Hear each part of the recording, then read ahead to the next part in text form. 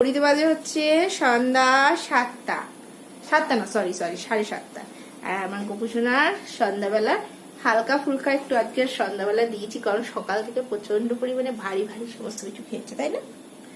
হ্যাঁ, সকাল থেকে ভারী ভারী সমস্ত কিছু খেয়েছে, ওই জন্য আজকে সন্ধ্যাবেলা হালকা ফুলকা খাবার দিয়েছি।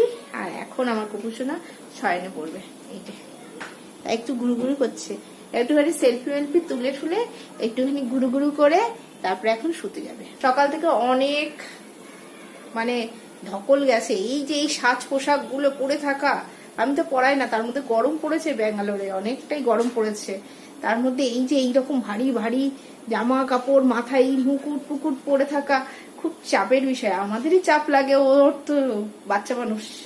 আর এই দেখো গলার মধ্যে মালা ফালা পরে একদম পুকুন গুঁড়ো।